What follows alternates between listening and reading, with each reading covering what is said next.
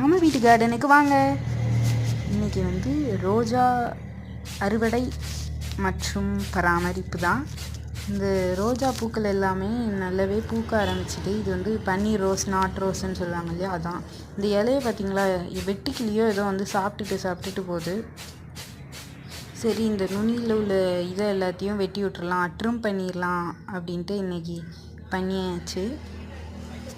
என்னடா ரோஸை பறித்து கீழே போடுறேனேன்னு பார்க்காதீங்க. ஒரு கையில் வீடியோ எடுத்துகிட்டு ஒரு கையில் பூ பறிக்கிறது கொஞ்சம் சிரமமாக இருந்தது. கீழே எல்லாமே சாணி போட்டு மொழுகின தர தான்.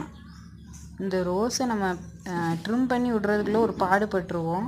ஏன்னா அதில் உள்ள முள் எல்லாமே, அதுவும் இந்த நாட்டு ரோஸில் நிறைய முள் இருக்கும், சர மாதிரியாக குத்தி விட்டுருவோம். அது நம்ம அந்த ட்ரிம் பண்ணையில் கொஞ்சம் பார்த்து தான் பண்ணணும்.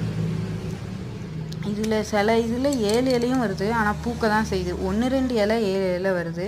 நீங்கள் வந்து ரோஸ் வாங்கினீங்கன்னா என்ன கலர் வாங்குவீங்க? நான் வந்து இன்னும் 2 செடி வாங்கி வைக்கணும். என்ன கலர் வாங்கி வைக்கணும்னு என்கிட்ட கேட்டால் ஒயிட் கலர்னு தான் சொல்லுவேன். ஏன்னா ஒயிட் கலர் பார்க்க அவ்வளோ அழகாக இருக்கும்.